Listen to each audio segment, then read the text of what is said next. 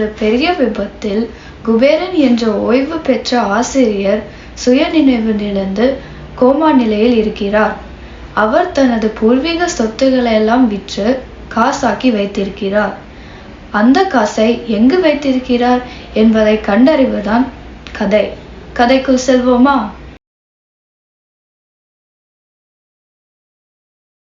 நான் என்னெல்லாமோ பண்ணி பார்த்துட்டேன். ஆனா உங்க அப்பாவுக்கு நினைவு வர மாதிரி தெரியல.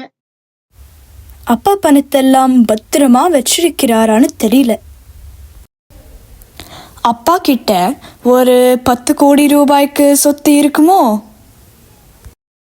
அதுக்கு மேலே கூட இருக்கும். அந்த விஜிபி பக்கத்தில் இருக்கிற நிலம் மட்டும் எனக்கு வேணும். ஏன் அதை வச்சு நீ என்ன பண்ண போற? அதுவா, அங்க என் கணவர் ஒரு சர்பத் கடை போடலாம்னு சொன்னாரு. சரியா போச்சு. இது மாதிரி அல்ப யோசனையெல்லாம் உன் வீட்டுக்காரருக்கு தான் வரும். அதெல்லாம் விடுங்கம்மா. முதல்ல அப்பாவை எப்படி கோமாலேருந்து எழுப்பணும்னு யோசிங்க. வேக ஒரு டாக்டர் கிட்ட காட்டலாமா? டாக்டர் தானே, இதோ கூப்பிடுறேன். அது எப்படி டாக்டர் உடனே வந்துட்டாங்க? 10 நிமிட நாடகத்துல முன்பதிவு பண்ணிட்டா கூட்டிட்டு வர முடியும்? கவலைப்படாதீங்கம்மா. நீங்க நினைக்கிற மாதிரி உங்க மகள்களும் நினைக்கிற மாதிரியே உங்க குடும்பத்திற்கு குத்து விளக்கா எல்லாரையும் நல்ல மாதிரி பார்த்துக்க நல்ல குணமாகி சீக்கிரமே வந்துடுவாரு. இவரு டாக்டர் மாதிரி தெரியலையே. ஏதோ கல்யாண மாலையிலிருந்து தப்பிச்சு வந்தவர் மாதிரி இருக்கிறாரே. என்னம்மா இப்படி சொல்றீங்க? நான் நீட் எழுதி டாக்டர் ஆனவன்மா. ஒரு உருப்படியான யோசனை சொல்லுங்க டாக்டர்.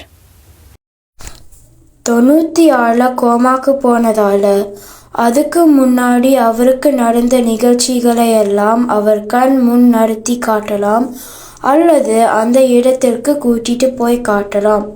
ஒருவேளை அதுல அவருக்கு நினைவு திரும்பலாம். சரிங்க டாக்டர், அப்படியே பண்ணுவோம்.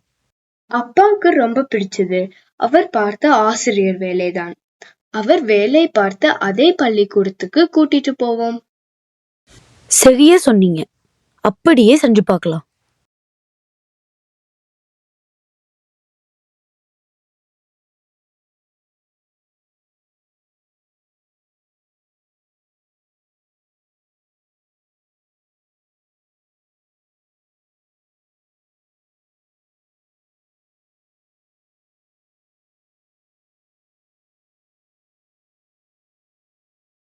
வணக்கம் டீச்சர். வணக்கம். எல்லாரும் 6ஆம் வகுப்பிலிருந்து 7ஆம் வகுப்பிற்கு வந்திருக்கீங்க. உங்களை பற்றி 6ஆம் வகுப்பு ஆசிரியர் நிறைய சொல்லியிருக்கிறாரு. நிறைய சேட்டை பண்ணுவீங்களாமா? ஆனால் நான் ரொம்ப கண்டிப்பானவ. உன் பேர் என்னம்மா? என் பேரு சரோஜா. உன்னை வீட்டில் எப்படி கூப்பிடுவாங்க? பக்கத்துல இருந்தா மெதுவா கூப்பிடுவாங்க, தூரத்துல இருந்தா கத்தி கூப்பிடுவாங்க. உட்கார், தெரியாம கேட்டேன். நீ சொல்லுமா. என்கிட்ட 2 நாய்க்குட்டி இருக்கு. அதை உன்கிட்ட கொடுக்குறேன். மறுபடியும் 2 நாய்க்குட்டி கொடுக்குறேன். இப்போ உன்கிட்ட எத்தனை நாய்க்குட்டி இருக்கும்? 5 டீச்சர். இல்லைம்மா, முதல்ல உன்கிட்ட 2 நாய்க்குட்டி கொடுக்குறேன். திரும்பவும் 2 நாய்க்குட்டி கொடுக்குறேன். இப்போ மொத்தமா எத்தனை நாய்க்குட்டி இருக்கும்? 5 தான் டீச்சர். பொறுமைய சோதிக்காதம்மா. இரு, வேற மாதிரி சொல்றேன். முதல்ல உன்கிட்ட 2 ஆப்பிள் கொடுக்குறேன். மறுபடியும் 2 ஆப்பிள் கொடுக்குறேன். இப்போ சொல்லு, எத்தனை ஆப்பிள் மொத்தமா இருக்கும்? 4 டீச்சர். வந்துட்டியா வலிக்கு? அப்புறம் எப்படி நாய்க்குட்டி மட்டும் 5 வரும்? ஏனால் என்கிட்ட ஏற்கனவே ஒரு நாய்க்குட்டி இருக்கு, அதனால 5000 டீச்சர். முடியலம்மா, உட்காரு.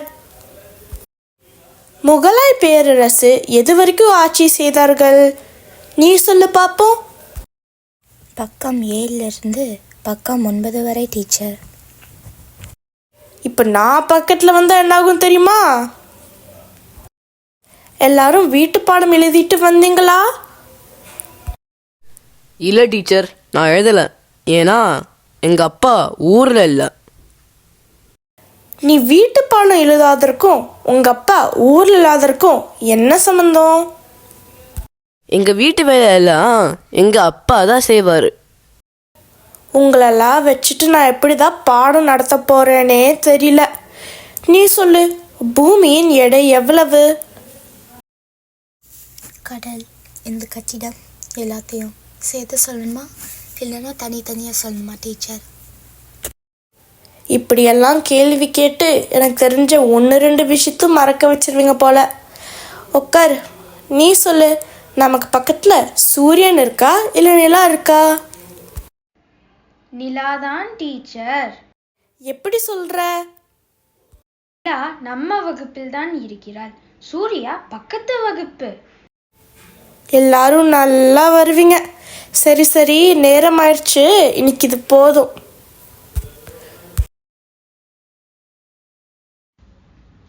காலை வணக்கம் டீச்சர். வணக்கத்தில் என்னடா காலை வணக்கம், மாலை வணக்கம், மதியான வணக்கம்னு? தமிழ் பண்பாட்டில் ஒரே ஒரு வணக்கம் மட்டும்தான்.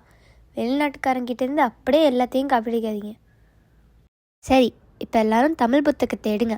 நாம் இப்போ சிலப்பதிகாரத்திலிருந்து நீதி கேட்டு கண்ணகி பேசும் காட்சி பற்றி படிக்க போகிறோம். இதுக்கு இணையான காட்சி இன்னும் எந்த இலக்கியத்திலையும் படிக்கப்படல. 13ஆம் பக்கத்தில் இருக்கிற செய்யுளை நீ வாசிப்பா. தாரா மன்னா சப்புவது உடையேன். டேய் நிறுத்து, அது தேரா மன்னா செப்புவதுடேன். நல்ல வேலை இளங்கோவடிகள் உயிரோடு இல்லை. நான் சொல்லுகிறேன் பார். தேரா மன்னா செப்புவதுடையேன் எல்லர் சிறப்பின் நிமையர் வியப்ப புல்லூர் புன்கன் தீந்தோர் அன்றியும் வாயிற் கடைமணி நடுநான் நடுங்க ஆவின் கடைமணி உகுடி நெஞ்சு சுட தாந்தன் அரும்புழல் புதல்வனை ஆலியின் மடித்தோன் பெரும்பேர் புகார் என்பது அவ்வூர் ஏசா சிறப்பின் நிசைவெலுங்கு பெருங்குடி மாசாத்து வாணிகன் மகனையாகி வாழ்தல் வேண்டி ஊழ்வினை துறப்ப சூழ்கல மன்னா நின்னகர் புகுந்தீந்து என் கால் சிலம்பு பகதல் வேண்டி நின்பால் கொலைகளப்பட்ட கோவலமனை கண்ணகி என்பதன் பெயரே. டீச்சர், அதை சொல்லிடுவேன். டேய் சொல்லுடா, உனக்கு என்ன வருமோ சொல்லு, நான் கேட்குறேன். ஏய், நீ இழிச்சது ஒரு வீட்டல்ல. உண்மையான நண்பன் உன் மேல வச்சிருந்த நட்ப, ஒரு அன்பு தாயின் மேல வச்சிருந்த பாசத்தை, ஒரு ஆசை தங்கச்சியின் மேல வச்சிருந்த அன்பை, எனக்கு பாடம் பேர் புகழ் எந்த சேர்க்க வரல என் வீட்டை இடிச்சு என் குடும்பத்தின் நிறுத்தற்கு கொண்டு வந்து எனக்குள்ள தூங்கிட்டு இருந்த சிங்கத்தை தட்டி எழுப்பிட்ட. அசோக், இது வரைக்கும் இந்த அண்ணாமலையை நீ ஒரு நண்பனை தான் பார்த்திருக்க. இப்போ இந்த அண்ணாமலை நீ ஒரு விரோதியா பார்க்க போற. இந்த நாள் உன் கேண்டில் குறிச்சு வச்சுக்கோ. இன்னிருந்து உன் அழிவு காலம் ஆரம்பமாயிருச்சு. உனக்கும் எனக்குமான தர்ம யுத்தம் தொடங்கிடுச்சு. இந்த யுத்தத்துல நான் உன்னை விட பணம் பேர் புகழ் அந்தஸ்தை சம்பாதிச்சு பல அடுக்குமாடி ஹோட்டல்களை கட்டி உன் முன்னேற்றத்தை தருத்தி நிறுத்தி உன் பணவரை ஓழ்ச்சி கட்டி நீ எப்படி என் வீட்டை இடிச்சு என் குடும்பத்தை நடத்தற்கு கொண்டு வந்தியோ அதே மாதிரி நான் என் வீட்டை இடிச்சு உன் குடும்பத்தை நடத்தற்கு கொண்டு வரல. என் பேரு அண்ணாமலை இல்லடா. டீச்சர், இதுவும் நீதி கேட்கிற காட்சிதான். செய்யுளை மனப்பாடம் பண்ண தெரியல, சினிமா வசனத்தை மனப்பாடம் பண்ணீங்க. நல்லா வருவீங்கடா, நல்லா வருவீங்க.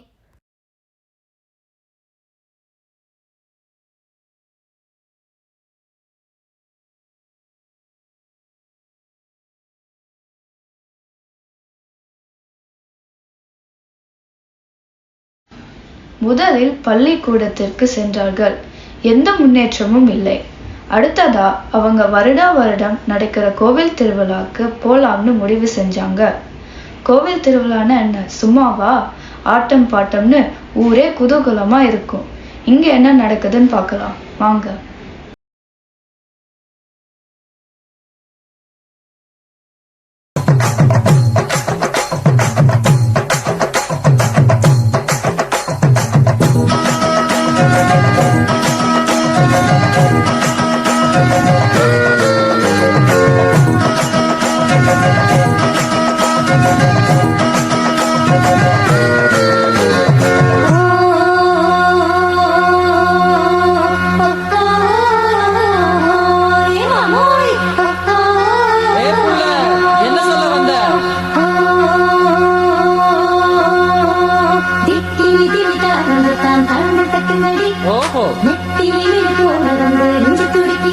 அப்படியா? அட, இதப்பாருடா.